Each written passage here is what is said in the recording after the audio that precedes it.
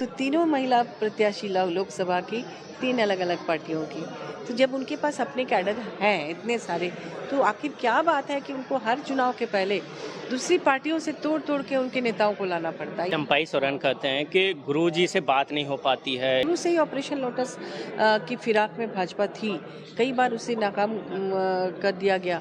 JMM में जिस तरीके से पहले काम होता था अब नहीं होता, अब तानाशाही चल रही है। इंडिया गठबंधन एक साथ मिलकर काम कर रही है, तो इंडिया गठबंधन जब इसके पक्ष में है तो हमारी पार्टी भी उसके पक्ष में। पनोरमा ग्रुप, जो सोचता है वो करता है।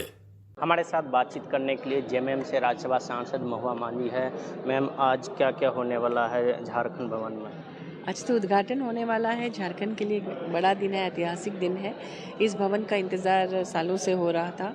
अभी वर्तमान में जो भवन है वो बहुत छोटा था, इसलिए अधिकारी और जनप्रतिनिधियों को दिल्ली में आकर काम करने में दिक्कतें आती थी। और अभी जो ये झारखंड भवन बना है बांग्ला साहब रोड में दिल्ली के, तो इसके आसपास ही तमाम सरकारी दफ्तर वगैरह हैं, मंत्रियों के भी चेम्बर्स हैं, तो इससे काफ़ी आसानी होगी अधिकारियों को। मैम, चुनाव को लेकर हम बात करेंगे। चंपाई सोरेन जब भाजपा में शामिल हो गए, कितना नुकसान होने वाला है जेएमएम का? देखिए, कोई नुकसान मुझे नहीं लगता कि होने वाला है, क्योंकि भाजपा तो ये खेल पूरे देश में खेल रही है। महाराष्ट्र में आपने देखा शरद पवार की पार्टी को तोड़ा गया, एकनाथ शिंदे जी को तोड़ के लाया गया शिवसेना से।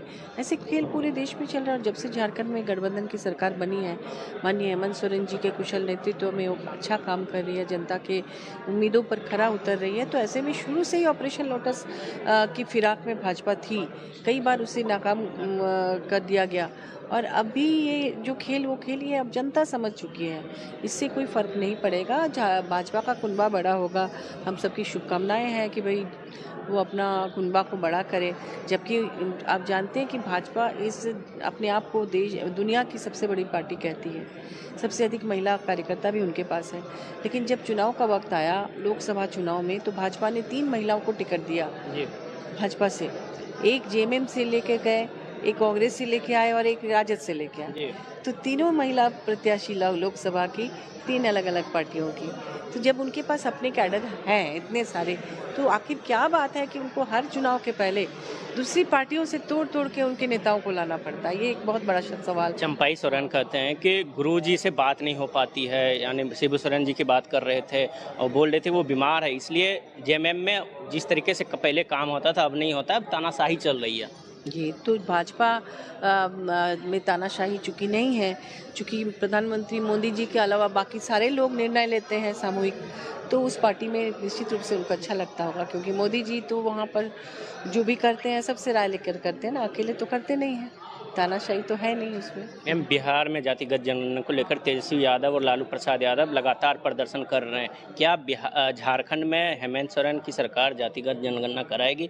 बीजेपी ने, आरएसएस ने पहले ही मना कर दिया है कि इससे जातीय उन्माद फैलेगी, जातिगत जनगणना। जी, देखिए, ये इंडिया गठबंधन का सामूहिक निर्णय होगा। जी। इंडिया गठबंधन एक साथ मिलकर काम कर रही है, तो इंडिया गठबंधन जब इसके पक्ष में है तो हमारी पार्टी भी उसके पक्ष में है।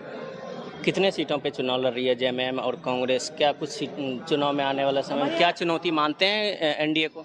बिल्कुल नहीं, 81 सीट्स हैं झारखंड में जी। विधानसभा के, और उसमें पिछले चुनाव में ये तय हुआ था कि जो फर्स्ट और सेकंड जो पार्टी जो कैंडिडेट रही है जिस पार्टी की, उन्हें टिकट मिला। तो इस बार भी मुझे लगता है इसी तरह का कोई निर्णय होगा। चलिए, ये थे हमारे साथ बातचीत करने के लिए जेएमएम सांसद महुआ मांझी। आप देखते रहिए न्यूज़ हट।